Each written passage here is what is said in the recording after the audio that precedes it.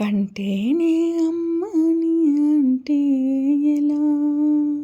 అందరికీ నమస్కారం. అందాల లోగిలికి స్వాగతం. ఈరోజు మనం కంటేనే అమ్మ అని అంటే ఎలా అనే కథను విందామా. రచించిన వారు కలవల గిరిజారాణి గారు. ఇక కథలోకి వెళ్తే, సియాటిల్ టకోమా విమానాశ్రయం అరైవల్ లాంచ్లో స్టార్బక్స్ కాఫీ తాగుతూ కాసేపట్లో ల్యాండ్ అవ్వబోయే విమానం స్టేటస్ ఫోన్లో పదే పదే చూస్తూనే ఉన్నాను. ఇంకా 2 గంటలు చూపిస్తోంది. ఆతృత ఆపుకోలేక నేను చాలా ముందుగానే వచ్చేశాను. నేను రిసీవ్ చేసుకునే వ్యక్తి కోసం రెక్కలు కట్టుకుని ఎగిరి వెళ్ళి ఆకాశంలోనే స్వాగతం పలకాలనిపిస్తోంది. చేతిలో ఫ్లవర్ బొకేని ఆప్యాయంగా తడుముతున్నాను. ఆ స్పర్శ ఎన్నేళ్ల నుండో నేను ఎదురు చూస్తున్న అమ్మ స్పర్శలాగా అనిపించింది. ఇంకెంతసేపు? ఒక్క అరగంటలో అదే అమ్మ గాఢ పరిష్వంగంలో ఆ మధురానుభూతిని పొందబోతున్నాను. ఆ తలపే ఎంత హాయిగా ఉందో. సోఫాలో తల వెనక్కి వాల్చి అమ్మ తలుపులలోకి జారుకున్నాను. అప్పుడు ఇంటర్ ఫస్ట్ ఇయర్ చదువుతున్నాను. ఆ రోజు బాగా గుర్తు నాకు. మెడలో పూలదండలతో నాన్న చేయి పట్టుకుని తను వాకిట్లో పనమ్మాయి రాజీ హారతి ఇచ్చి దిష్టి తీశాక కుడికాలు లోపల పెట్టి దేవుని గదిలో దీపం వెలిగించి హాల్లో ఉన్న అమ్మ నిలువెత్తు ఫోటో ముందు మౌనంగా నిలబడ్డారు ఇద్దరు. తను ఆంటీ, భారతి ఆంటీ, మరణించిన నా కన్న తల్లి సుధకి ప్రాణ స్నేహితురాలు. అమెరికాలో ఉండేది. అప్పుడప్పుడు అమ్మకి చేసే వీడియో కాల్స్లో అమ్మ వెనకాలే ఉండి నేను చూస్తూ ఉండేదాన్ని. దీపు అని నన్ను పలకరిస్తే సిగ్గుతో అమ్మ చీర కొంగులో వెనక్కి దాక్కుని ఉండేదాన్ని. మొహం దాచుకునేదాన్ని. నా పుట్టినరోజులకి అమెరికా నుంచి బహుమతులు పంపేది. అప్పుడు భారతి ఆంటీ అంటే ఇష్టమే. కానీ ఇప్పుడు ఇలా మా అమ్మ స్థానంలోకి, నాన్నకి భార్యగా, ఈ ఇంటి యజమానురాలిగా ఈరోజు వచ్చింది. ఇది నాకెంత మాత్రం ఇష్టం లేదు. ఈ నిజాన్ని జీర్ణించుకోలేకపోతున్నాను. నాన్న నన్ను ఒక్క మాట కూడా అడగలేదు. నా అనుమతి తీసుకోలేదు. భార్య పోయిన 3 నెలలకే మరో భార్య కావలసి వచ్చింది ఈయనకి. అమ్మ మీద చూపించిన ప్రేమ అమ్మ చనిపోగానే మాయమైపోయిందా? కోపం అణుచుకోలేకపోతున్నాను. దీపు, ఇలా రా తల్లి, నీకోసం ఏం తెచ్చానో చూడు. నీకిష్టమైన అరిటాకు పచ్చ కలర్ డ్రెస్, ఇదిగో ఈ పగడాల సెట్ అంది భారతి ఆంటీ.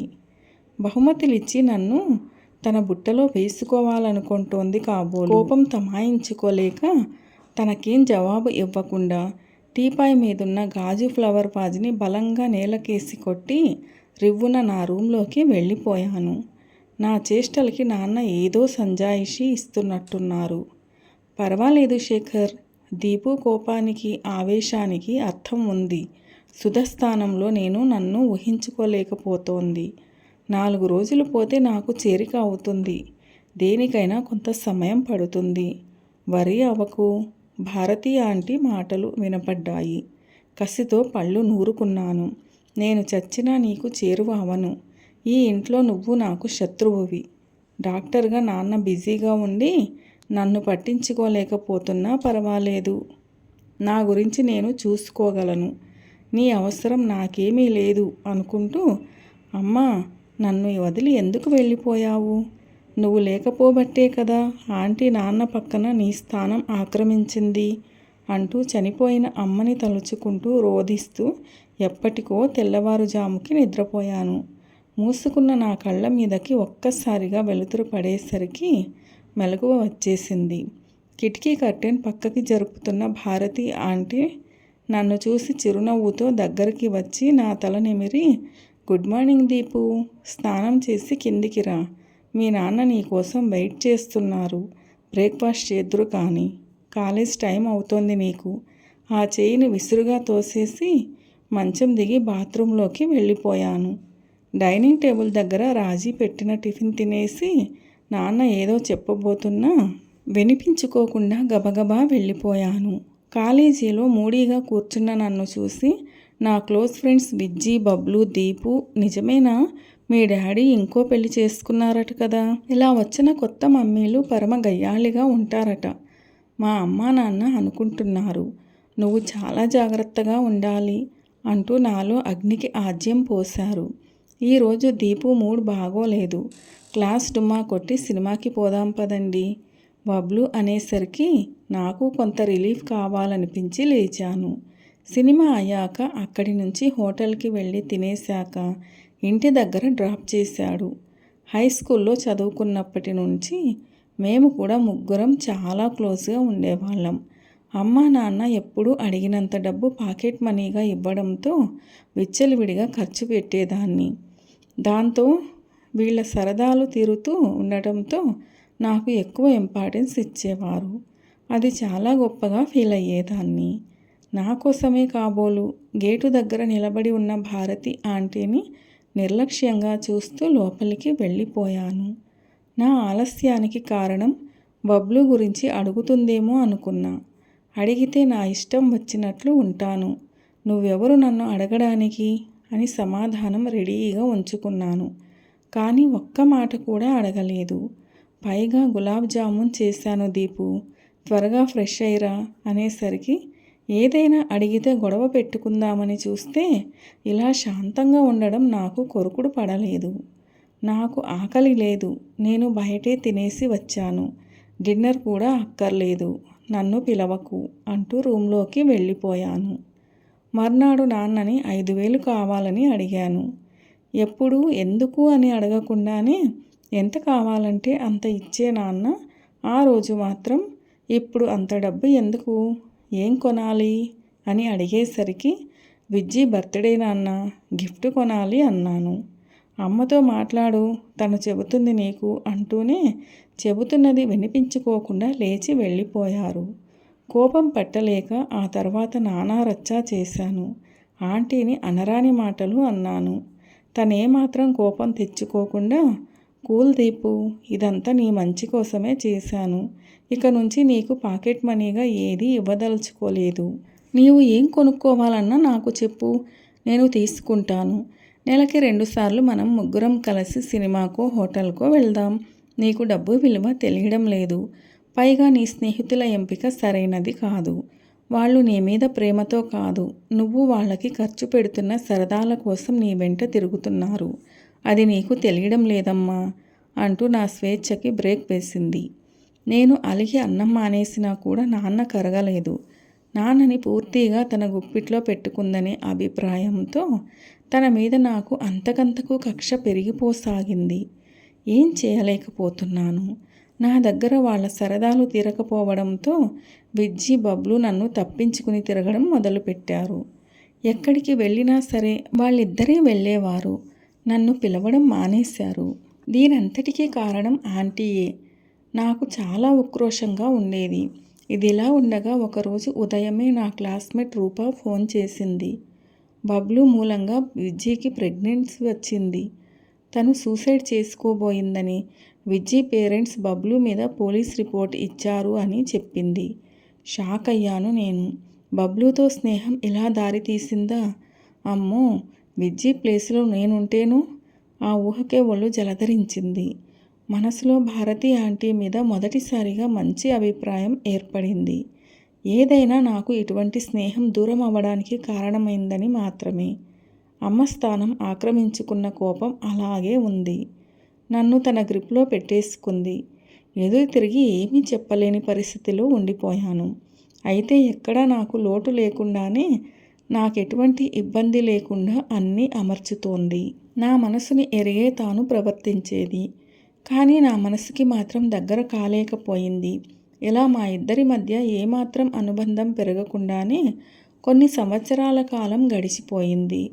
నేను నా చదువు పూర్తి అయ్యి క్యాంపస్ సెలక్షన్లలో మైక్రోసాఫ్ట్ కంపెనీలో ఉద్యోగం సంపాదించుకోవడం, ఏడాది తర్వాత కంపెనీ వాళ్ళు 6 నెలల ప్రాజెక్ట్ పని మీద నన్ను సియాటిల్కి పంపడానికి నిర్ణయం తీసుకోవడంతో, ఆంటీ అంతకుముందు సియాటిల్లోనే ఉద్యోగం చేసేది కాబట్టి అక్కడ నాకు తన ఫ్రెండ్ ఇంట్లోనే వసతి ఏర్పాటు చేసింది.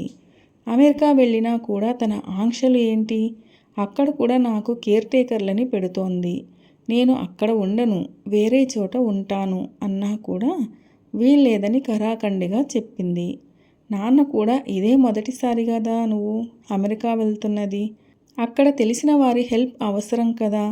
6 నెలలేగా అమ్మ చెప్పిన ఫ్రెండ్ ఇంట్లోనే ఉండు, అన్నీ వారు చూసుకుంటారు అనేసరికి సరే అనక తప్పలేదు. ఎయిర్పోర్ట్లో నన్ను రిసీవ్ చేసుకోవడానికి సుమారు ఆంటీ వయసే ఉంటుంది. ఆంటీ ఫ్రెండ్ మిస్ మాథ్యూ గులాబీల బొకేతో నాకు స్వాగతం పలికారు.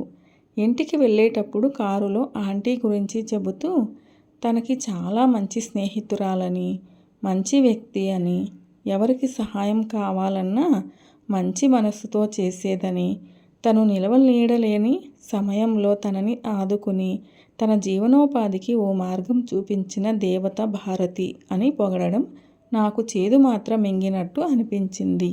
ఇప్పుడు ఇండియా నుంచి తన స్నేహితురాలి కూతురు వస్తోంది. తనకి ఉండడానికి వసతి ఇవ్వమని ఫోన్ చేయగానే తన రుణం తీర్చుకునే అవకాశం వచ్చిందని సంతోషపడ్డాను అని అంది మాథ్యూ. కెరీర్లో స్థిరపడుతున్న సమయంలో అప్పటికే ఎదిగిన కూతురు ఉన్న ఒక వ్యక్తిని పెళ్లి చేసుకోవడం కోసం మంచి పొజిషన్లో ఉన్న తాను జాబ్ రిజైన్ చేసి ఇండియా వెళ్ళిందని, ఇప్పుడు ఉద్యోగం చేస్తుంటే కనుక చాలా ఉన్నత స్థానంలో ఉండేదని చెప్పింది. ఆ మాటలని బట్టి ఆంటీ ఇండియాకి వెళ్ళడానికి గల కారణం తను పెళ్లి చేసుకున్నది మా డాడీనే అని అర్థమైంది. అయితే నేను ఎవరినో, ఆంటీ చేసుకున్న పెళ్లి ద్వారా ఏర్పడిన నాతో బంధుత్వం బహుశా మిస్ మాథ్యూకి చెప్పలేదు కాబోలు అనిపించింది. నేను కూడా చెప్పకూడదని నిర్ణయించుకున్నాను. అది మరీ పెద్ద ఇల్లు కాదు కానీ 2 బెడ్రూమ్లు, హాలు, కిచెన్ ఉన్న ఓ ఫ్లాట్. అన్నీ అనువుగా చక్కగా అమర్చుకుంది మాథ్యూ. భారతి ఆంటీ ఉన్న రోజులలో ఇద్దరూ కలిసి ఉండేవారట. ఇప్పుడు ఈవిడ ఒకరే ఉంటున్నారు. ఆంటీ వాడుకున్న రూమ్లో నాకు వసతి ఏర్పాటు చేసింది. తనని మాథ్యూ అనే పిలవమని చెప్పింది. స్నానం చేసి ఫ్రెష్ అయి రాగానే వేడిగా ఇడ్లీలు, చట్నీ ఉన్న ప్లేట్ అందించింది. ఆ టిఫిన్ చూసి నేను ఆశ్చర్యపోతుంటే ఇవన్నీ భారతి దగ్గర నేర్చుకున్నాను.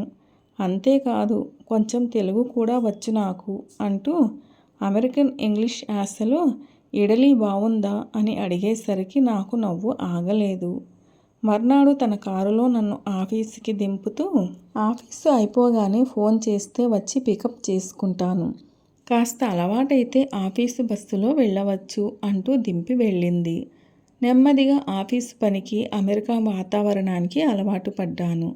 మాథ్యూకి ఇంటి పనులు, వంట పనులలో చేతనైన సాయం చేస్తూ ఉండేదాన్ని. ఆంటీ ఫోన్ చేసి నా యోగక్షేమం గురించి అడిగినప్పుడల్లా ముక్తసరిగా మాట్లాడేదాన్ని. 6 నెలలు అనుకున్న నా ప్రాజెక్ట్ పని మరో ఏడాది కాలం పొడిగించారు. మాథ్యూ, నేను మాట్లాడుకునే మాటల మధ్యలో తను తరచూ ఆంటీ ప్రసక్తి తీసుకువచ్చేది. నాకు ఆ మాటలు ఇష్టం లేక దాటేసేదాన్ని. ఒకరోజు మాథ్యూ దూరపు బంధువు ఎవరో చనిపోతే వేరే ఊరికి వెళ్ళింది. ఇంట్లో నేను ఒక్కదాన్నే. త్వరగా భోంచేసి పడక ఎక్కేశాను. కానీ ఎంతకీ నిద్ర పట్టకపోయేసరికి ఏదైనా బుక్ చదువుదామని బుక్ షెల్ఫ్ తలుపు తీశాను. తెలుగు, ఇంగ్లీష్ నవలలు వరుసలో నీట్గా సర్ది ఉన్నాయి. ఆ బుక్ ర్యాక్ భారతి ఆంటీదే అని మాథ్యూ చెప్పింది. ఆంటీ వస్తువులు చాలానే వదిలేసిందట ఇక్కడ. తెలుగు నవలల్లో నుంచి చేతికి వచ్చిన ఓ బుక్ తీసుకుని పేజీలు తిప్పుతూ హాల్లోకి వచ్చాను. ఆ పుస్తకం మధ్యలో నుండి కొన్ని ఫోటోలు మరేదో కాగితం జారి కింద పడ్డాయి. అరే ఏమిటివి అనుకుంటూ వంగాను తీద్దామని. ఆశ్చర్యం, అవి నా ఫోటోలే. చిన్నప్పుడు తీసిన ఫోటోల నుంచి అమ్మ చనిపోయే ముందు దాకా తీసిన ఫోటోలు రకరకాల పోజులతో ఉన్నాయి. ఇవేంటి ఇక్కడ ఉన్నాయి? బహుశా అమ్మ భారతి ఆంటీకి పంపి ఉంటుంది అనుకుంటూ కింద పడిన పేపర్ కూడా తీశాను. అది ఏదో ఉత్తరం అనుకుంటాను. ఒకరి ఉత్తరాలు చదవడం సభ్యత కాదనిపించి తిరిగి ఆ బుక్లో పెట్టేయబోతూ ఆ చేతి వ్రాత చూసి అరే ఇది అమ్మ దస్తూరి, నాకు బాగా గుర్తు. అమ్మ ఏదో లెటర్ రాసినట్టుంది. సభ్యత మాత పక్కన పెట్టి అందులో ఏం రాసిందో అనే కుతూహలంతో అక్కడే నేల మీద కూర్చుండిపోయి చదవడం మొదలుపెట్టాను. ప్రియనెచ్చలి భారతికి, ఎందుకో నీకు ఉత్తరమే వ్రాయాలని అనిపించింది. ఇలా అక్షరాల రూపంలో నీ కనులలోనూ మనసులోనూ స్థిరంగా ఉండిపోవాలని. ఎన్నాళ్ళు అయిందే మనం లెటర్స్ రాసుకుని, ఫోన్లు వచ్చాక మాట్లాడుకుంటున్నాం కానీ ఏదో అడ్డుగోడ కట్టినట్లే ఉంటుంది ఆ మాటల మధ్య. ఇప్పుడు నేను రాయబోయే సంగతులు చెప్పడానికి నాకు గొంతు పెగలదు. వీడియో కాల్ చేసిన నీ కళ్ళల్లోకి చూస్తూ మాట్లాడలేను. అందుకే ఇక్కడ నా మనసు విప్పుతున్నాను.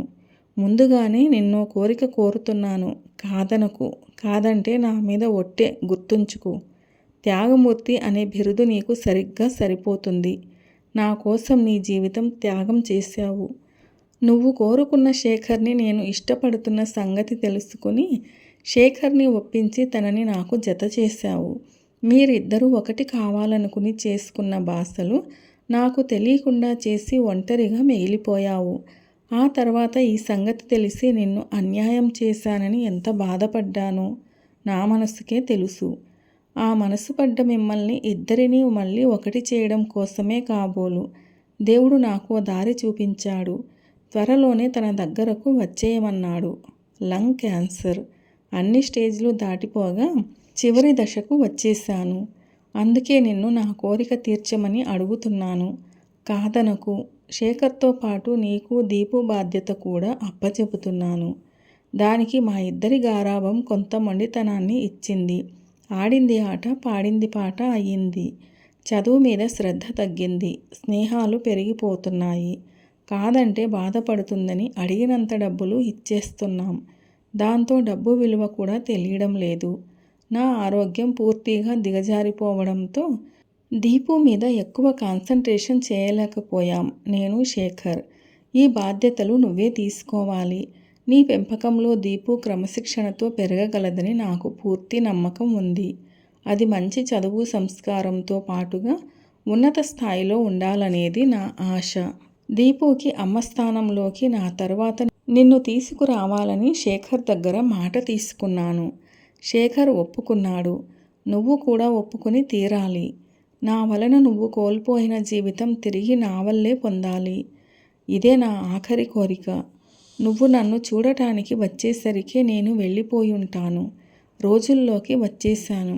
ఇదే నేను నీకు చెప్పదలుచుకున్న ఆఖరి మాటలు. ఉంటాను ఇక. ఎప్పటికీ నీ ప్రియనెచ్చలి, నీ సుధా. ఉత్తరం ఆశాంతం చదివాక నా కంటి వెంట ధారాపాతంగా అశ్రువులు తెలియకుండానే కారసాగాయి. ఒకప్పుడు స్నేహితురాలి కోసం తన ప్రేమని త్యాగం చేసి ఇప్పుడు అదే నెచ్చలి ఆఖరి కోరిక మేర నాన్నని పెళ్లి చేసుకుని, అది కూడా కేవలం నా కోసం, నా ఉన్నతి కోసం నేను పెడతోవ పడకుండా నా బాధ్యత తీసుకున్న భారతి ఆంటీ తన జీవితంలో తన ఎదుగుదలని కాదనుకుని నా ఎదుగుదల కోసం నన్నింత స్థాయికి తీసుకురావడానికి నా వెన్నంటి ఉండి నేను ఎంత ఈసడించుకున్నా, ఎదిరించి మాట్లాడినా, అమ్మలా కాకపోయినా, ఒక మనిషిగా కూడా చూడకపోయినా తను మాత్రం నన్నెంతో ప్రేమించి అభిమానిస్తే, భగవంతుడా, నేను ఎంత తప్పు చేశాను? ఆంటీని కాదు కాదు అమ్మే, నా కన్న తల్లి తాను మరణించిన తన స్థానంలో తిరిగి అమ్మనే తీసుకువచ్చింది. ఇన్నాళ్ళు గ్రహించుకోలేకపోయాను. ఆ త్యాగమూర్తి పాదాలు నా అశ్రువులతో కడిగి క్షమాపణలు అడగాలి. ఇన్నాళ్ళు కడుపున కంటేనే అమ్మ అవుతుంది అనుకున్నాను. కానీ కనకపోయినా ఇలా కంటికి రెప్పలా కాచుకునేది, ఇలాంటి అమ్మలేనిదే నాకు అస్తిత్వమే లేదని నిరూపించిన ఈ అమ్మ, ఎన్ని జన్మలకైనా ఈ అమ్మే కావాలి నాకు. కంటి వెంబడి కారిపోతున్న కన్నీటిని తుడుచుకుని వెంటనే అమ్మని చూసేయాలనే దృఢ నిశ్చయంతో అమ్మకి, నాన్నకి నా దగ్గరికి రావడానికి విమానం టికెట్లు బుక్ చేశాను. ఇదిగో కాసేపట్లో అమ్మ గుండెలో గువ్వ పిట్టలా దూరిపోతాను. దీపు, దీపు పిలుపుతో కళ్ళు తెరిచి ఈ లోకంలోకి వచ్చాను. ఎప్పుడు ఫ్లైట్ ల్యాండ్ అయ్యిందో మళ్ళీ స్టేటస్ గమనించనే లేదు. ఇంతసేపు నా ఊహా ప్రపంచంలో ఉన్న అమ్మ ఇప్పుడు నా కంటికి ఎదురుగా కనపడేసరికి అమ్మ పాదాల మీద పడి క్షమించమని అడగాల, గుండెలో గువ్వలా దూరిపోవాలా అనేది తేల్చుకోలేకపోయాను.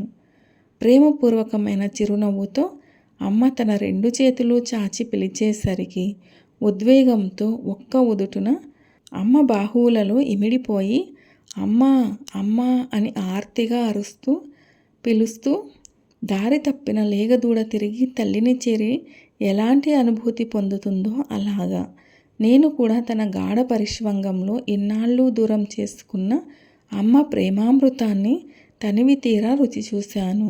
ఈ అమ్మ లేనిదే నాకు అస్తిత్వమే లేదని తెలుసుకున్నాను. కలవల గిరిజారాణి గారు రచించిన కంటేనే అమ్మ అని అంటే ఎలా అనే ఈ కథ ఎలా అనిపించింది మీకు? నచ్చిందా? నచ్చినట్లయితే వీడియోను లైక్ చేయండి, మీ ప్రియమైన వారందరికీ షేర్ చేయండి. అలాగే మన ఛానల్ను సబ్స్క్రైబ్ చేసుకోవడం అస్సలు మర్చిపోవద్దు. వీడియోను చివరిదాకా చూసి కథను పూర్తిగా విన్నందుకు ధన్యవాదాలు. ఇలాంటి మరిన్ని మంచి కథల కోసం స్టే ట్యూన్ అందాల లోగిలి. ఈ కథపై మీ విలువైన అభిప్రాయాన్ని తప్పకుండా కామెంట్ సెక్షన్లో తెలియచేయగలరు. See you all in another video. Till then keep smiling and be happy. A very special thanks to the story writer for this wonderful and amazing story.